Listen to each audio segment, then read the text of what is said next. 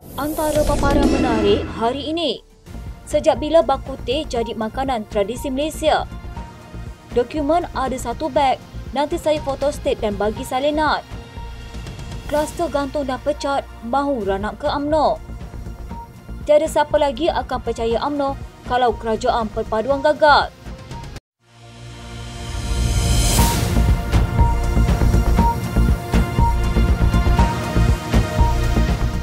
Biasa je siasat kat dunia ni, siasat di akhirat lagi teruk. Beliau berkata demikian mengulas mengenai siasatan yang dilakukan polis di Raja Malaysia berhubung kenyataannya yang mendakwa Pulau Pinang milik Kedah.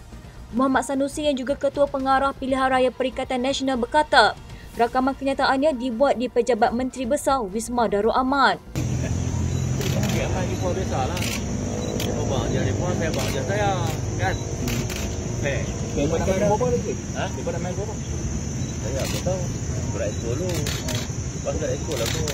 Mengulas lanjut, Muhammad Sanusi berkata, beliau sedia disiasat dan akan menyediakan segala dokumen berkaitan kenyataannya bagi diserahkan kepada pihak polis. Biasa je siasat kat dunia ni, siasat di akhirat lagi teruk. Maaf, kat dunia biasa kan. Apa yang boleh saya bincangkan ni ada. Kita betul sikit. Itu dokumen yang akan ditawarkan. Apa nak dupek tu lah.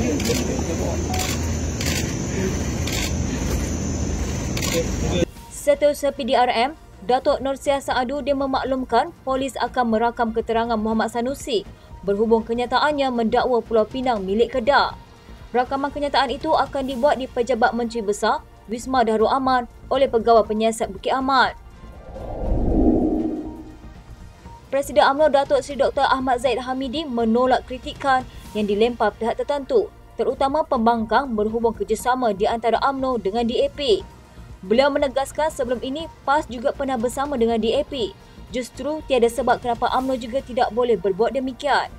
Tegasnya selama ini agenda mengenai Islam, Melayu, Raja-Raja Melayu dan bahasa Melayu tidak pernah diusik oleh mana-mana parti dalam Pakatan Harapan. Saya tidak nampak ada permasalahan kononnya kita terpaksa menggadai maruah dan sebagainya sebab PAS berkahwin dengan DAP dah lama dah.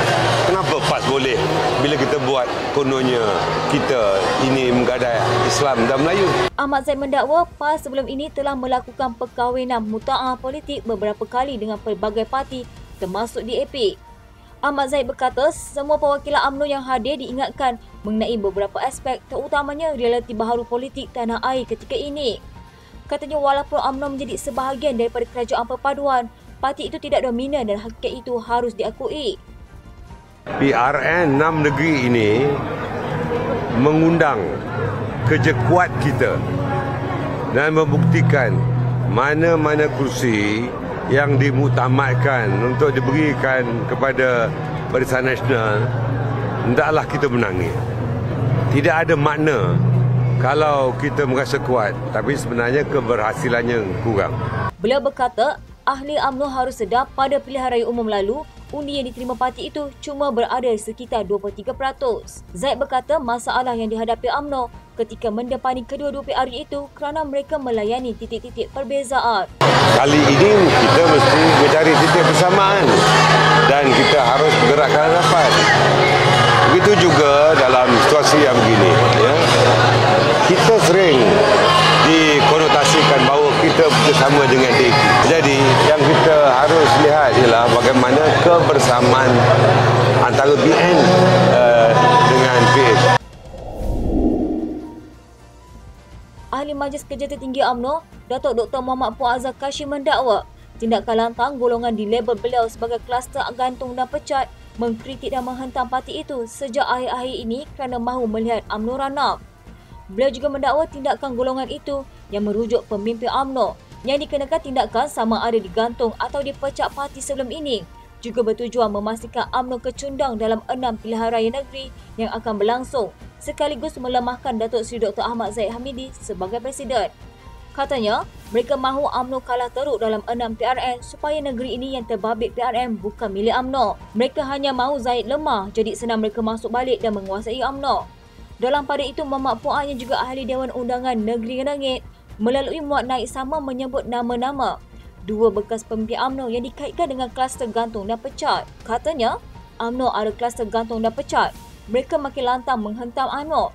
KJ, bekas Ketua Pemuda UMNO, Khairi Jamaluddin dan UMNO bungkus di PRN nanti dan 50% ahli UMNO akan lari. Kluster ini tidak berani tubuh parti baru, sebaliknya mereka tumpang rumah orang lain. Anwar Musa, bekas Setiausaha Agung Barisan Nasional Tan Sri Anwar Musa, pilih PAS. Mereka ini mahu ranapkan UMNO. Bolehlah politik negara terus hidup. Sebelum ini, Perikatan Nasional mendakwa sekurang-kurangnya 10 walot atau panglima perang daripada UMNO dijangka menyertai gabungan itu sebelum PRN. Ketua Penerangan Bersatu Datuk Razali Idris yang mengesahkan perkara itu berkata, antara mereka yang dijangka menyertai gabungan terbabit adalah pemimpin di sisikan UMNO. UMNO perlu mempertahankan kerajaan perpaduan yang disertai ketika ini bagi meyakinkan kembali kepercayaan rakyat sekaligus menoktakan kecelaruan politik tanah air yang berlaku sejak 4 tahun lalu. Timbalan Presiden UMNO Datuk Seri Muhammad Hassan berkata, parti itu tidak lagi boleh mensia-siakan peluang yang ada kerana tiada siapa yang akan percaya kepada parti itu sekiranya kerajaan hari ini gagal. Bayangkan implikasinya kepada UMNO jika kita mensia-siakan peluang ini, jika kita tidak berprestasi dan jika kita pula yang menjadi masalah kepada kerajaan perpaduan. Siapa lagi yang akan percaya kepada kita, yang akan percaya kepada UMNO selepas ini jika kita gagal menjayakan kerajaan ini? Kita bukan sahaja akan mengecewakan kepercayaan raja yang kita kasihi, kita juga akan menjadikan rakyat lebih muak dengan drama politik kita. Muhammad berkata pengundi juga akan terus menghukum UMNO dengan hukuman penolakan yang tidak akan memungkinkan parti itu bangkit semula. Malah pengundi akan terus menghukum UMNO dengan hukuman penolakan yang tidak akan memungkinkan UMNO itu bangkit semula. Kita tidak punya pilihan, saudara sekalian. Prestasi kita dalam kerajaan akan menentukan sama ada kita boleh dipercayai ataupun tidak dalam PRU yang akan datang. Dan sudah semestinya, semestinya menjayakan kerajaan itu sangat penting pada UMNO kerana kita mesti melakukan perkara yang betul untuk tanah air ini. Muhammad yang juga ahli Parlimen Rembau berkata, selepas 4 tahun negara ini terumbang-ambing tanpa kejelasan matlamat dalam bernegara dan berbangsa. Masakan kita mahu membiarkan negara kita terbiar bertusaran begitu sahaja? Justru kita mesti menggunakan peluang yang sangat unik ini untuk membezakan UMNO dari parti politik lain.